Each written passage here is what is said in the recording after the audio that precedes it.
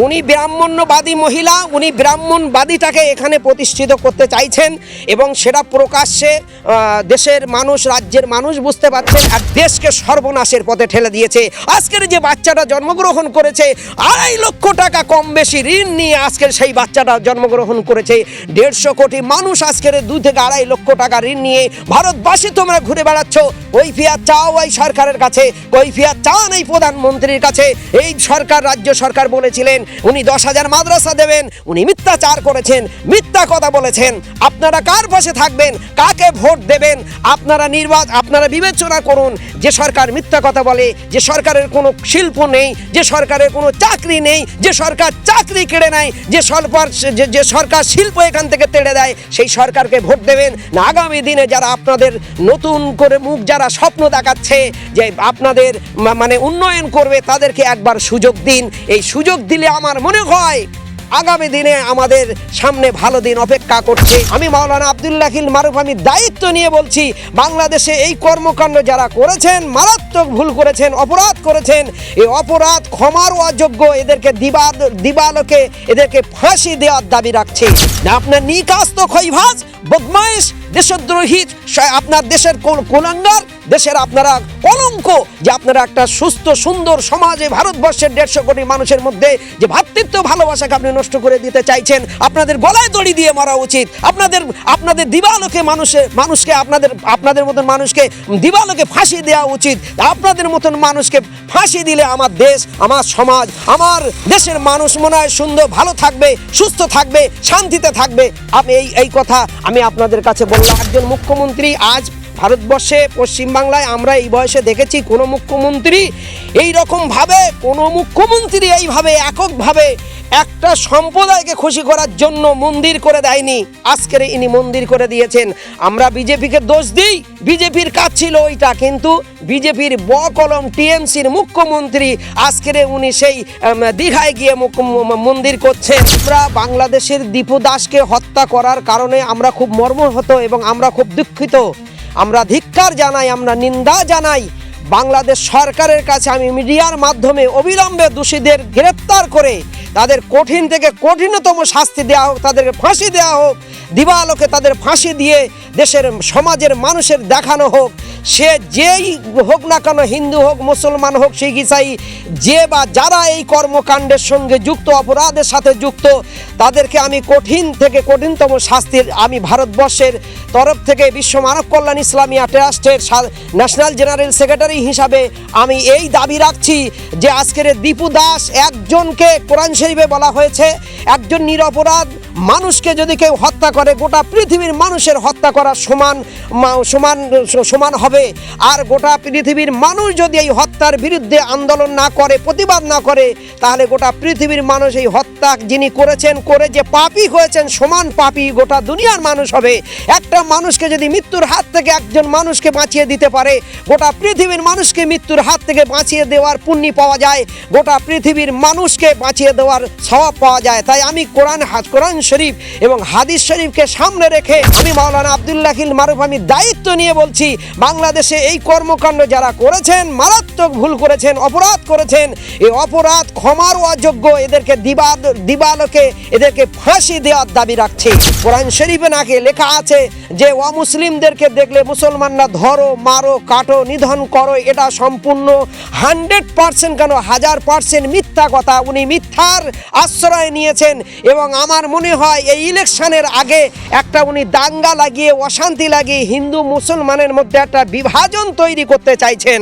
আমি এর জন্য ধিক্কার নিন্দা জানাই। অসীম সরকার, যদি আপনি সত্যিকারের শিক্ষিত মানুষ হন, আপনি যদি একজন ভালো সম্ভ্রান্ত ঘরের মানুষ হন, আমি এই চ্যানেলের মাধ্যম দিয়ে, 78 নিউজ চ্যানেলের মাধ্যম দিয়ে আপনার সঙ্গে আমি চ্যালেঞ্জ করছি, আপনি আসুন 24 ঘন্টার মধ্যে বা 3 দিনের মধ্যে আপনি এক জায়গায় বসার জায়গা করুন।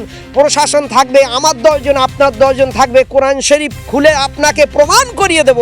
কোরআন শরীফে কোনোদিন ওখানে লেখা নেই, কোরআন শরীফে এও লেখা আছে একজন যুদ্ধ করতে গিয়ে অমুসলিম ভাইদেরকে তাদেরকে গ্রেপ্তার করেছিল।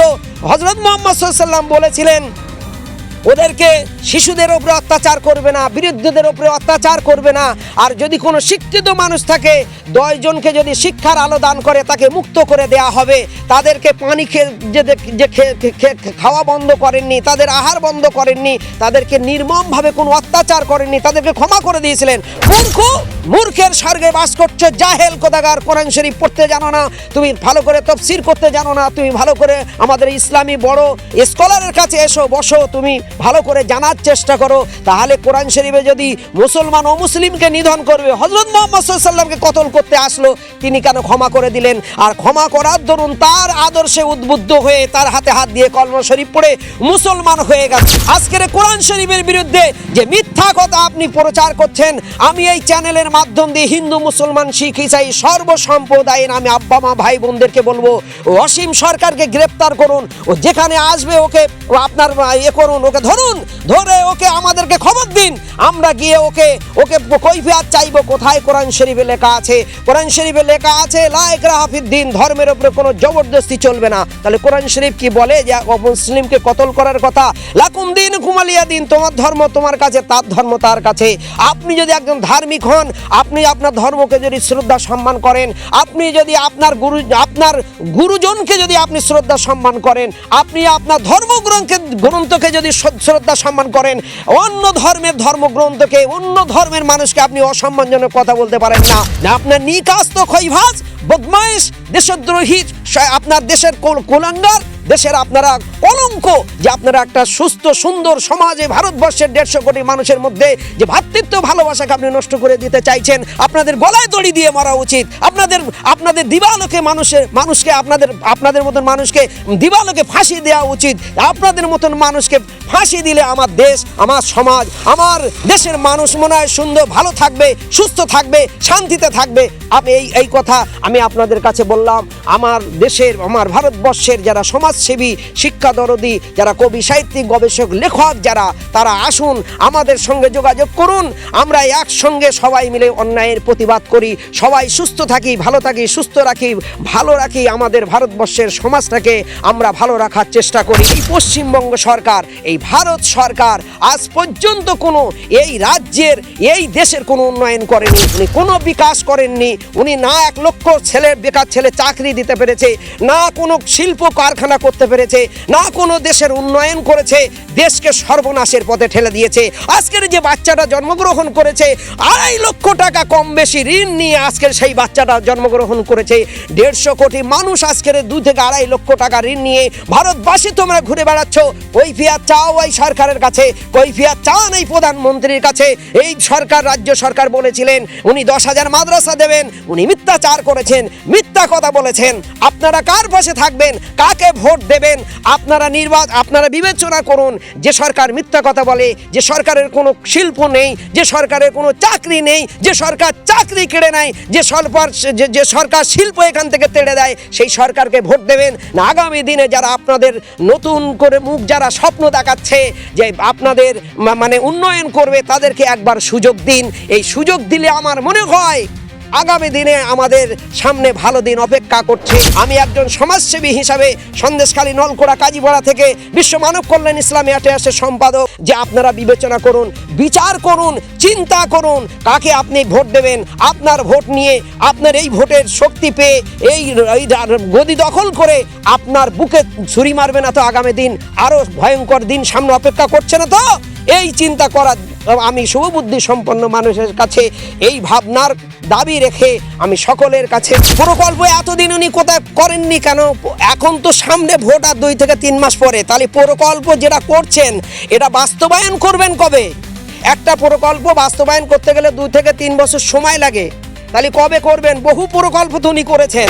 উনি ব্রাহ্মণ্যবাদী মহিলা, উনি ব্রাহ্মণবাদীটাকে এখানে প্রতিষ্ঠিত করতে চাইছেন এবং সেটা প্রকাশ্যে দেশের মানুষ, রাজ্যের মানুষ বুঝতে পারছেন। একজন মুখ্যমন্ত্রী আজ ভারতবর্ষে, পশ্চিমবাংলায় আমরা এই বয়সে দেখেছি কোনো মুখ্যমন্ত্রী এইভাবে এককভাবে একটা সম্প্রদায়কে খুশি করার জন্য মন্দির করে দেয়নি, আজকের ইনি মন্দির করে দিয়েছেন। আমরা বিজেপিকে দোষ দিই, বিজেপির কাজ ছিল ওইটা, কিন্তু বিজেপির কলম টিএমসির মুখ্যমন্ত্রী আজকের উনি সেই দীঘায় গিয়ে মন্দির করছেন, আজকের সাগরে যে সেখানে যে মন্দিরের মানে করছেন, উদ্বোধন করছেন, আবার নতুন করে নিউ টাউনে করার উনি পরিকল্পনা করছেন। ওনার তো কাজ ছিল দেশের শিক্ষা, স্বাস্থ্য, চাকরি, বাসস্থান, মানে দেশের রাজ্যের সেবা করা, রাজ্যের মানুষের উন্নয়ন করা। উনি কেন এই সবগুলো করবেন? ওসব তো ধর্মগুরুরা করবে। ধর্মগুরু, উনি কি ধর্মগুরু? উনি কি একজন ধর্মগুরু? উনি তো ধর্মগুরু নন, অতএব ওনার দ্বারা এইসব কাজ করা উচিত নয়। আমি আগামী দিনে এই সরকারকে মানে সরিয়ে নতুন মুখ আনার জন্য আবেদন করছি।